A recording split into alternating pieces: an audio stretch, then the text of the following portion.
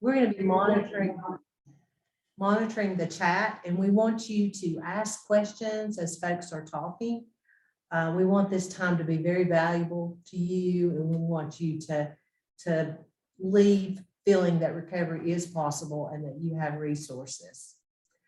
Now I'm going to introduce our first panel speaker and also the ones to follow, but our first speaker is going to be Sue Evans. Sue is a longtime friend of mine, too many years to remember. We worked together at the Public Health Department for many years. She's a wife, a mother of 5, and a grandmother of 10. She was a registered nurse for 48 years, presently retired. Her nursing career comprised of hospital nursing, home health nursing, school nursing, and public health nursing. Along with nursing, she has participated in many community activities and committees. She presently serves on the Jackson County Department of Social Service Board and the West Bridge Vocational Incorporated Board. She will also be joining us as an advisory council member to the AAA, and we're so thrilled about this. Our second panel speaker is Michael Opie Sewell. He is a father of 6 kids. He served in the U.S. Army from February 1995 to November 2003. He's a combat veteran from Operation Iraqi Freedom. He is a person who's in recovery from alcohol and drug addiction. Opie is a certified peer support specialist with a veteran identifier and has been doing peer work for almost 4 years now, including 2 years with teenage adults and over 1 year with adults. And then our third panel member is Sheila Jenkins, who I've known for a large period of time as well. Sheila is the executive director at No Wrong Door for support and recovery. No Wrong Door works with people dealing with mental health and/or substance use challenges. Sheila's one of the founding members that started this nonprofit grassroots initiative in 2019. Before starting No Wrong Door, she worked as the administrative officer of senior services in Macon County for 30 years. So as you see, we have some expert panelists with us today, and we're just so thrilled that they've taken the time to join us. And so without further ado, we will start with Sue, our first panelist. Thank you. I'm here to talk about my journey. My story, like many others, is painful, but a story full of hope. My story started 42 years ago when this little guy made me a mom. No parent parents their child thinking you'll be struggling years later with addiction. Our journey with addiction started about 20 years ago. My son required shoulder surgery due to an injury. He had surgical pain, which was relieved by pain meds, oxycodone, which was the drug of choice for pain relief at that time, surgical or otherwise. He also struggled with anxiety, so this was a perfect cure, or so he thought. He became addicted to the pills, which he used on and off for probably 10 years. He dealt with his pain, surgical or not, on his own. After years of the pill use, he graduated to more severe drugs, which led to his inability to maintain constant employment. He was in a profession that his hours were more flexible. Absence wasn't major at times because he could make up the work the next day. His employers did not realize the seriousness of his drug use. His drug use eventually led to his homelessness, living in his vehicle, and declining health. He may have had periods of time where he seemed to be okay, but always resorted to the drugs again. I would constantly step in to help save my son. I thought I was helping by supplying housing at times, food, and money, anything I could to help him. I was not helping him with anything because he continued his drug use. There were years of jail, detox, rehab, sobriety, jail, detox, rehab, etc., on and on. A vicious cycle which I contributed to by helping, or so I thought. I'm not blaming myself for his drug use, but I didn't help. I read many books about substance abuse, spoke to folks involved with treatment, but it was difficult to listen and admit my son had a real problem. Denial. I was in denial. They did not know my son. I prayed every day that my son would live and reach sobriety, but never realized I was keeping him from that by denying and enabling him, not helping him. He knew I would attempt to always rescue him. Not only was I enabling him, but I believe we became codependent. I'm going to give you some definitions. Enable, give someone the authority or means to do something. Enabler, excuse me, someone whose behavior allows a loved one to continue self-destructive patterns or behavior. Codependent, excessive emotional or psychological reliance on another person, typically one who requires support on account of an illness or addiction. Signs of a codependent relationship: people-pleasing, lack of boundaries, caretaking, reactivity, dependency, poor self-esteem. These definitions fit me to a T. I was a true enabler, but could not see it or admit it. I could not bear the thought of my son failing, so I needed to help him. My son's addiction not only affected him, but our entire family. The relationships with loved ones he destroyed with his actions due to his drug use, but I always made excuses for him. Through all my obsession of saving him, I denied my other family members and their needs at times. We became very dysfunctional at times, but I couldn't seem to change it. I needed to remember I didn't cause it, I can't control it, I can't cure it. All along, I wanted his sobriety more than he did.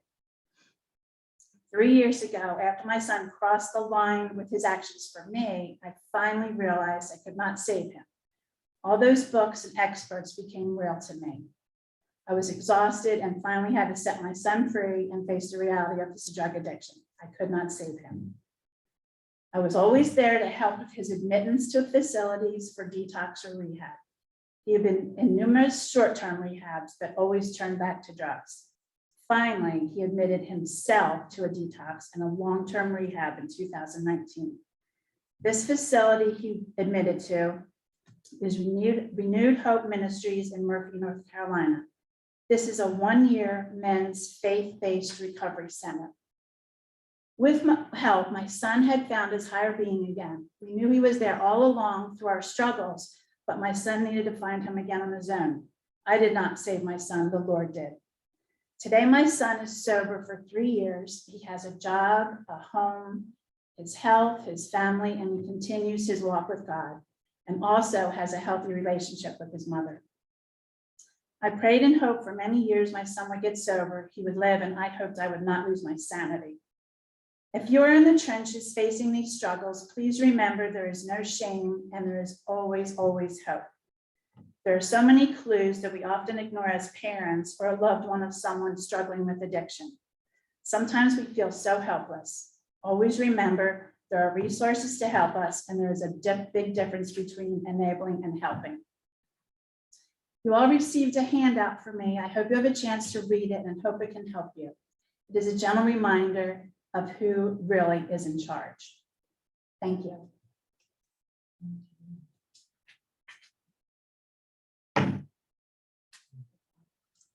Wow. Yeah, that was That was awesome. great. That was amazing.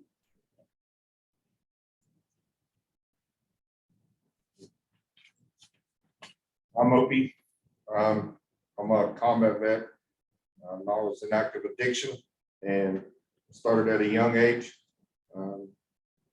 Watching mom and dad, do drugs, and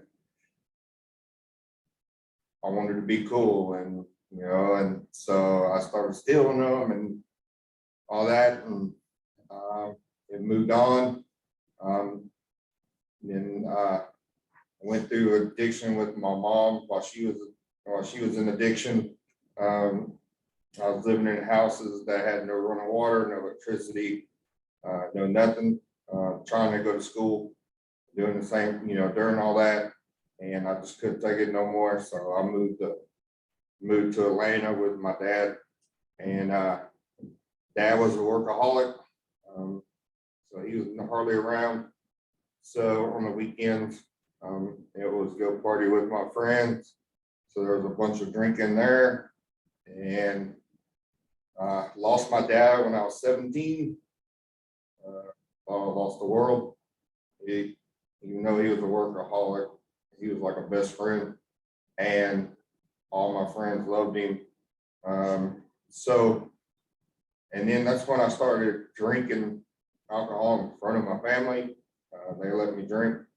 So that carried on. Got kicked out of my house when I was 17. Moved to Florida. Thought that was going to help. Lived with an alcoholic grandmother. And that, so it was still around. And then my grandma told me I wasn't going to school. I was skipping school every day. She was like, you need to quit school, get your GED, and go in the Army like your dad and your brother did. So, at the time I thought grandma was crazy. So I moved back to Atlanta and lived across the street from my stepmom and my sisters. And finally got to the point where I'm like, grandma was right. So I quit school, got my GED, and went to the service. That's when a lot more drinking started adding up. There was many nights of staying at the bar until 3, 4 o'clock in the morning, come home, sleep for an hour, and get up and go to PT and puke my guts out while we're running or whatever. That was in Texas, and then I moved to Georgia, and I met up with some ladies. I met with a lady, kind of fell in love with her. She was from North Carolina, and yeah, it went south.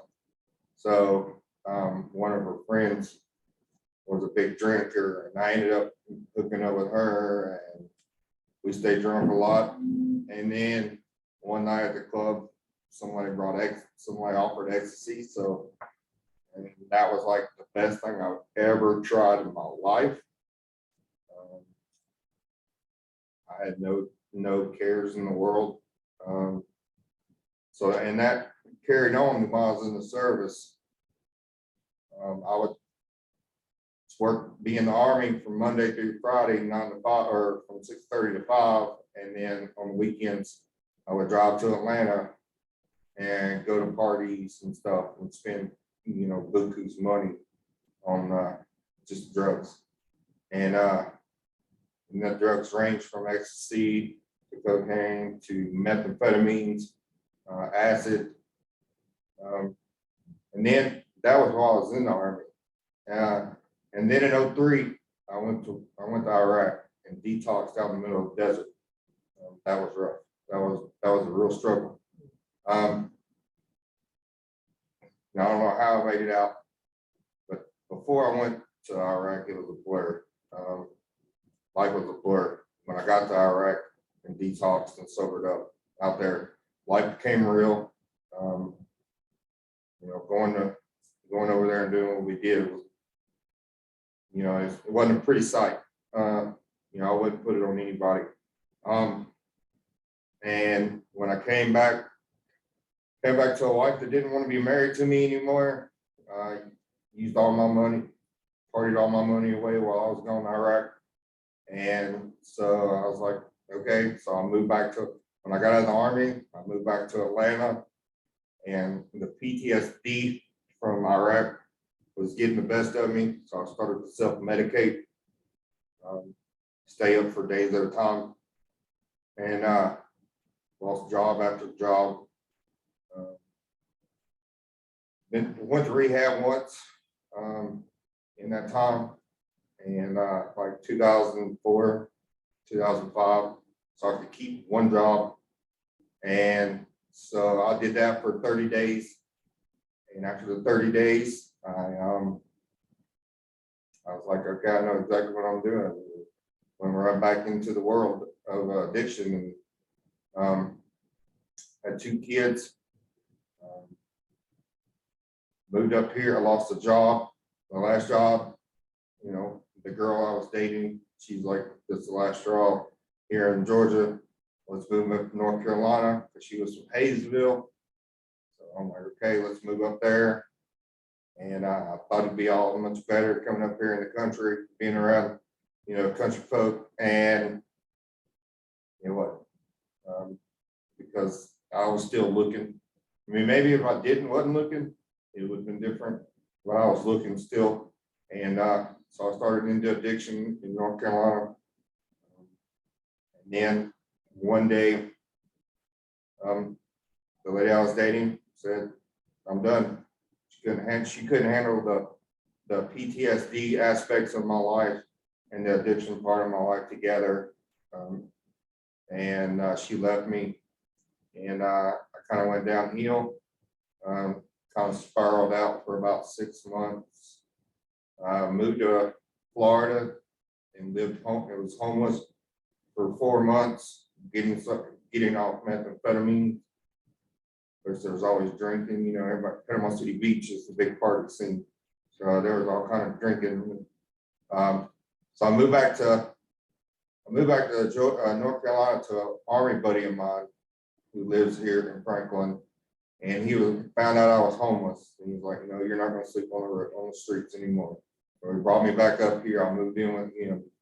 And that was just like being back in the Army. I mean, it was nothing but a big drink fest. And then I got to the point where my kid's mom wouldn't let me see my kids anymore. My oldest son had started into the addiction world.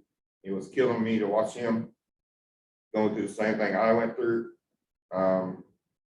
And when I couldn't see my kids no more, I didn't feel like I had anywhere else to turn. I'd been locked up numerous times at the VA hospital for my PTSD and my mental health. And I didn't think that was the right place for me. So I just decided to try to drink myself to death. In 2016, I was drinking myself, and all my organs started shutting down. I went to the VA hospital. I was lucky I had a doctor there that was like, you know, we have a program here at the hospital. I'm like, no, I know your program. It's just like one I went through in Atlanta. But luckily it was an inpatient program. And okay, I'm like, okay, well, maybe that's different. You know, let me try that. And while I was there, there were peers, veteran peers there who had been through addiction and been alcoholics, and they've been through it, and worked with me, you know, talked to me, took us to meetings. So I was like, you know, maybe I do need to listen. Maybe I do need to something clicked at that time. And so I got out of rehab and started going to meetings. Been going to meetings for the last 6 years. I started while I was going to meetings.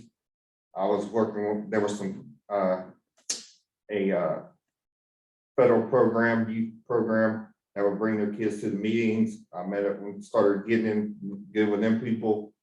They offered me a job, so I went go work over there with kids, teenage kids.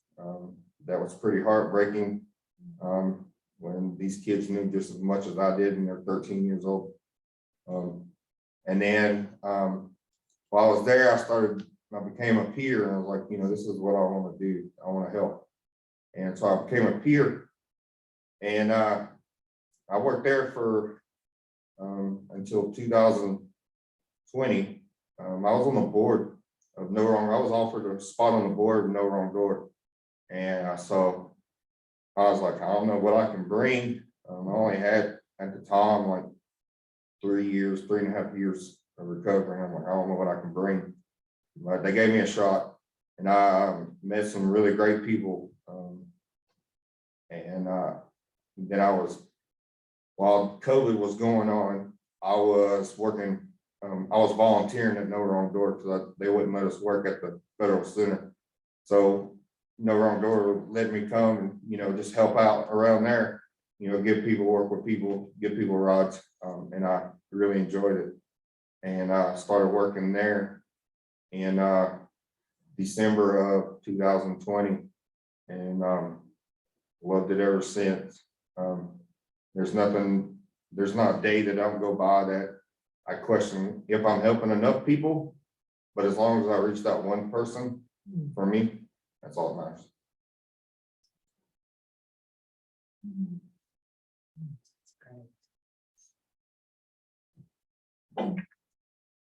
Having worked with seniors for 30 years, I had no idea that when I started No Wrong Door, that I'd still be working with seniors. I had no idea. Before COVID, we only saw just a few seniors every once in a while that was dealing with some mental health issues. Right now, I can tell you there's a tsunami of seniors that are coming through our door. When we left today, we had about 4. So I saw a very big incline in seniors dealing with mental health issues, and they're self-medicating by alcohol is the number one. As Lisa said, that's the number one problem. There are seniors that are out there that are on drugs. When they did the opioid problem and started recognizing that and started cutting people back on their medications, they didn't have any plan out there for those that were coming off, that they were taking the medication away from. They had no nothing for them. So what has happened is that when they could not get their pills anymore, their grandchildren or whoever, grandma would buy the grandchild their drugs if they would get them some drugs. So we do have seniors that are on drugs. We have seniors that are homeless. We see this every day, and I'm so thankful about the peer program. I had no idea how valuable the peer program is to recovery until I saw it with my own eyes. You just have to see it. You just have to see their faces. We have them. I can give you examples. I had one guy in there one day, and I had to apologize because he wound up having to talk to me, but we were waiting on Opie to get back to the office, and he was a veteran. When Opie walked in and shook his hand, so I'm a veteran, and the guy's face just lit up. I mean, it was just amazing. And he went out almost crying to his wife. I found somebody that has some of the same problems, and he's talking to me. He's a veteran. So it's peer services are so valuable. And I realized we all want to, if you're going, anybody that's going through a situation, you want to talk to somebody that's already been there and done that. We all do for anything that we have.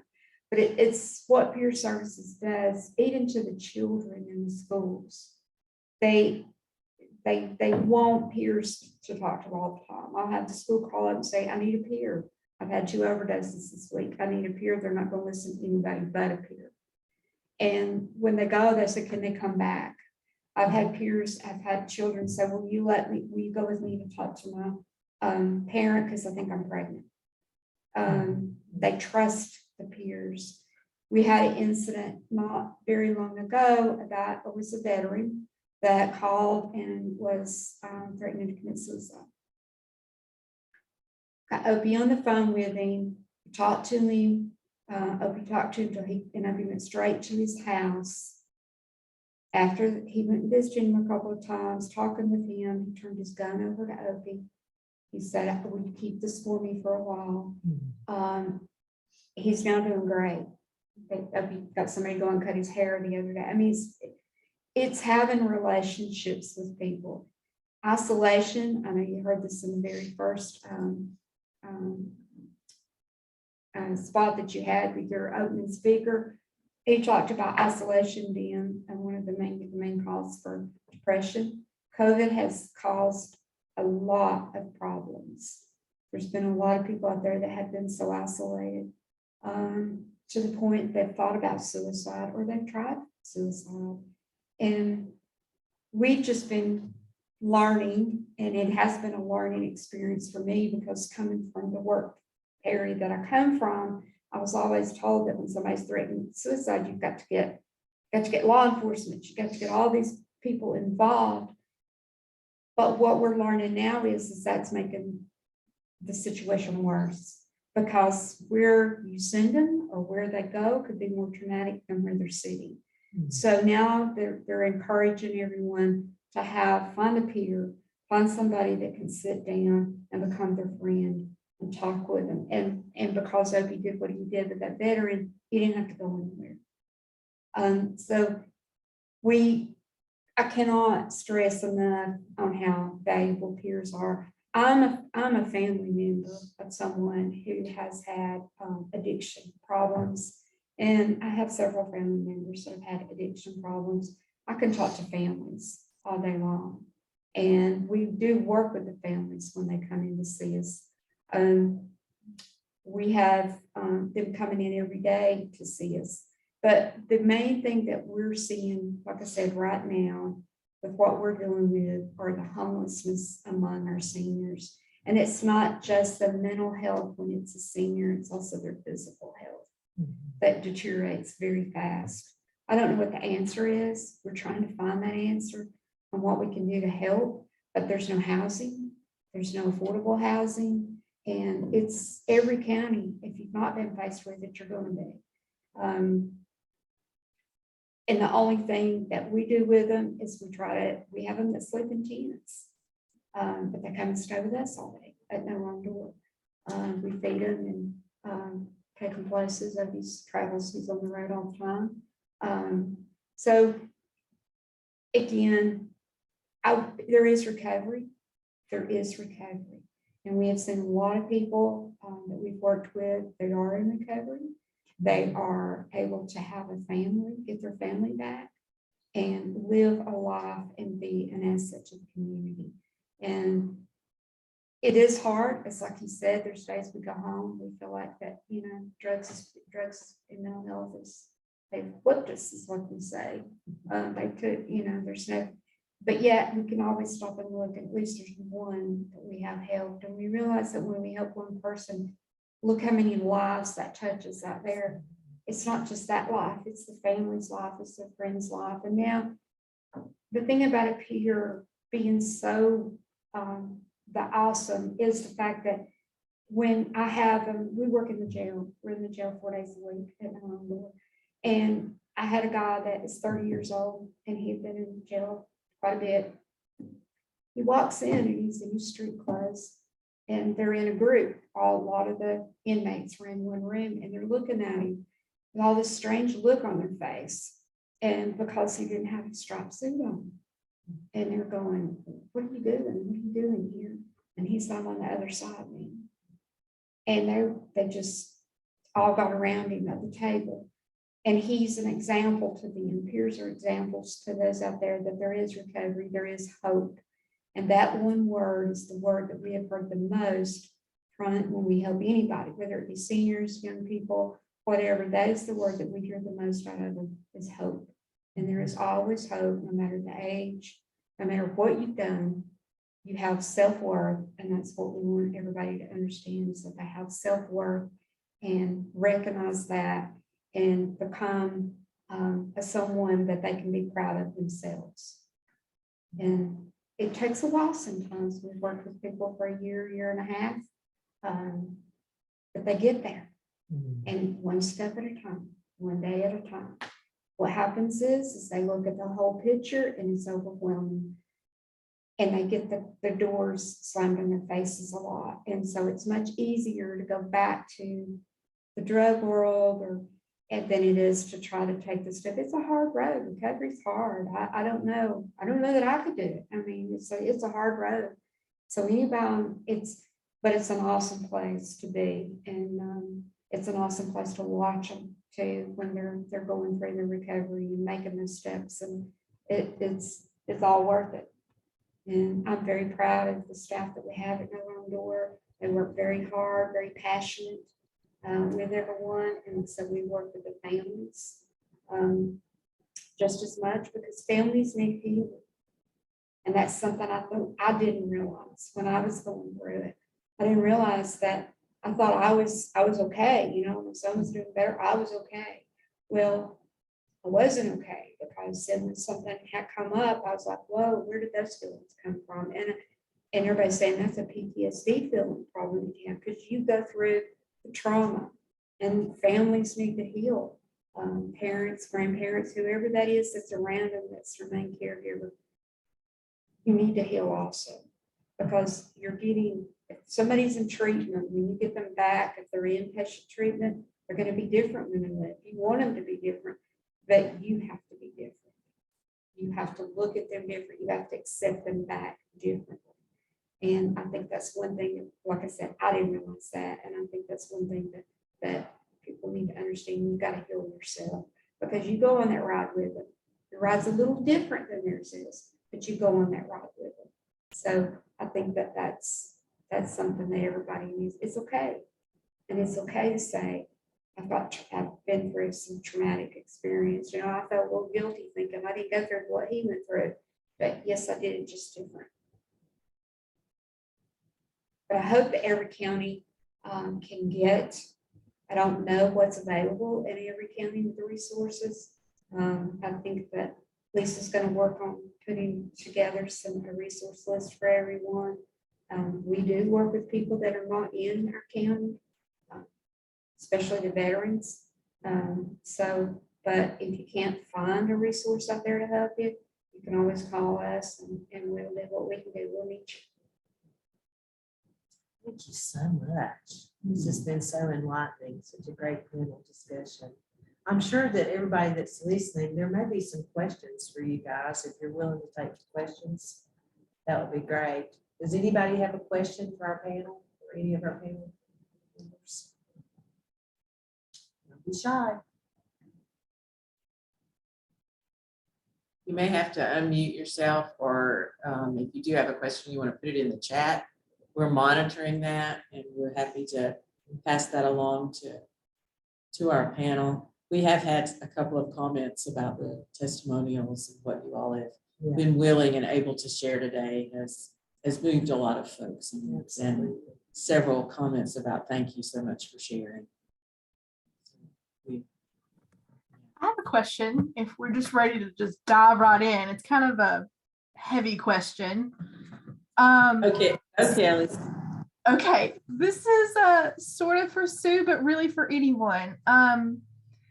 How, as a family member of someone with addiction, this is gonna sound bad, but how do you just keep from getting bitter, and being mad? Like, I know, when I think of addiction, I think, okay, it is a mental health issue. It is, this is a real disease. But then whenever it's someone personal in your family, it's really hard to just not be so bitter with them, and I hate that. I'm just wondering, any of you guys, what your thought is about that. Oh, I just have to say, I don't think I felt or feel bitterness. I felt anger, lots of anger over the years, because of what was going on with the family members. Not only just with my son, I was angry that he did stuff that he did as far as the drug use or his actions. I got angry at that, but I always came back to the fact that, for him, kind of attitude. But I got angry when it destroyed family relationships. That made me angry. It made me sad, but makes me angry. So I had a lot of anger at different times, but my love, I guess, for him overcame the anger ultimately. Gotcha. That helps. Thank you. You look like you want to answer. Go ahead.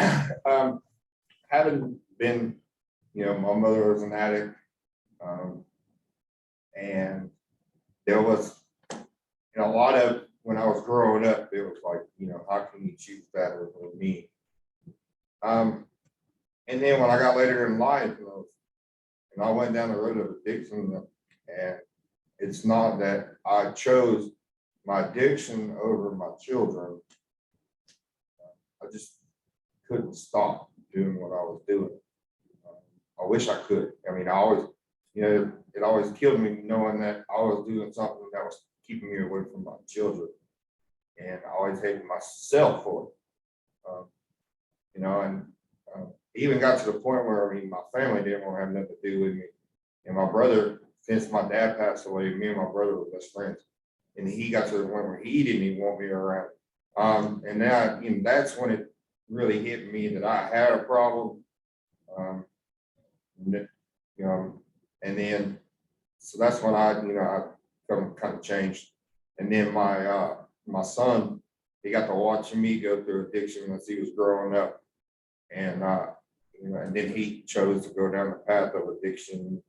And I'm having myself to work through the whole anger issue and feeling bitter towards him because this is the path he's chose. But I also have to remember when it was myself that, it's not him. It's the disease of addiction. It's got him, and, he can only do what he can do right now. All I can do is be there. Don't enable him because, from years of addiction myself, I know what that looks like, but I can be there when he says I won't help. I can be there and go, okay, let's do it. I was that person that, I was that person, I have to admit, that thought that for a long time it wasn't a disease. That you could just put it down, somebody with cancer can't put it down, and I did have some bitterness and angry. I don't know how I distinguish between the two, but I did have that because it's not a disease. I was adamant about that for a very long time, and then I had to open my eyes up and realize and look, and the more I got into it and realized drugs hijack your brain. They hijack. And people will say, well, how can you do this when you have kids? How can you? I hear that a lot. I hear that out of families, but they've got kids. Why, my son's got a kid. Why is he not doing it? It's not because they want to do that. And as everybody's heard, nobody wakes up wanting to be an addict. It happens. And you lose control. And it's not a choice. It may be the choice the first time you use. Some people are addicted the first time. It may be a choice the second time, but there is that threshold where it goes over. There's no choice. It controls you. Thank you guys so much. Yeah, it's so good to hear from all of your point of views. I appreciate that. I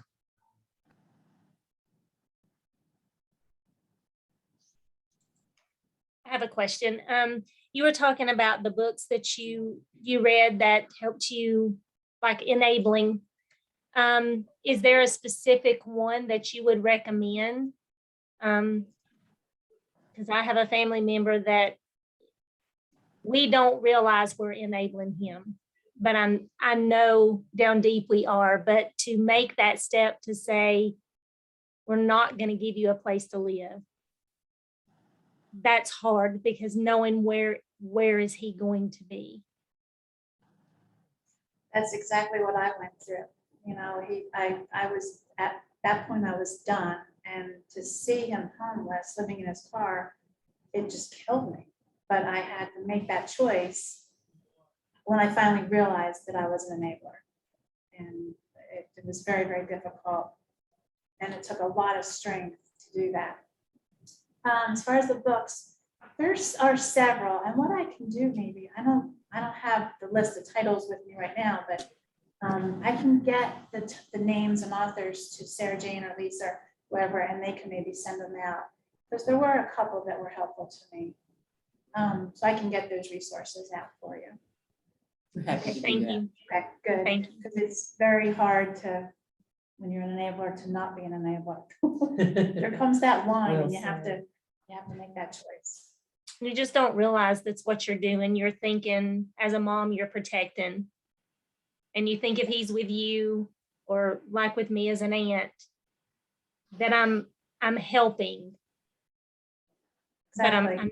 But I know I'm not. And it's just drawing that line and knowing that when I let go, something bad can happen. So Yeah. But it actually took one action, an incident that happened with my son that just, I thought, oh my, I'm done. And that's just, it took that for me to happen. And he knew it. To thank get you. to the point to where it's more of a expect instead of, and they become demanding. Not so much like please or thank you, that's all out the window. It's like they just expect you to do. And that kind of that's kind of where I got tired of doing.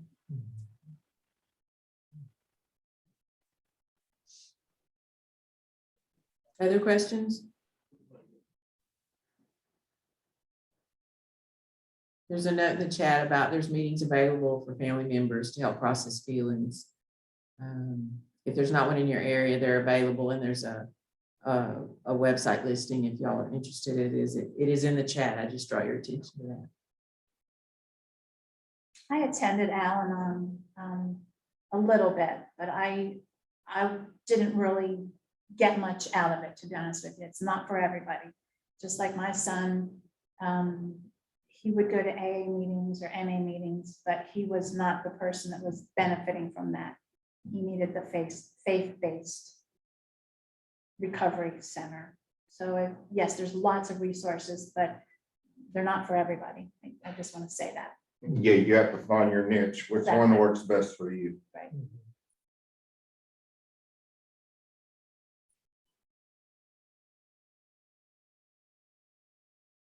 Other questions or comments?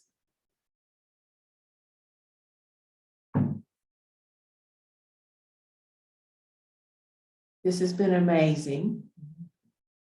It's also very heavy, and we acknowledge that. We also know that there may be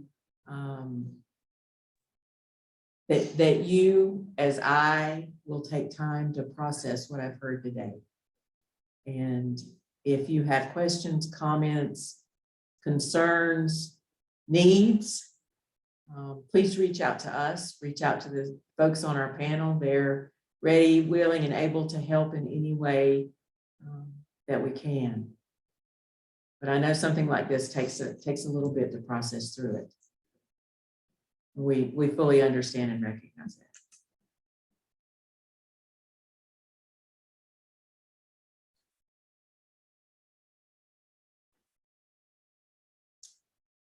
Okay, I guess we're ready to, I just want to remind you that we have recorded the first 3 presentations.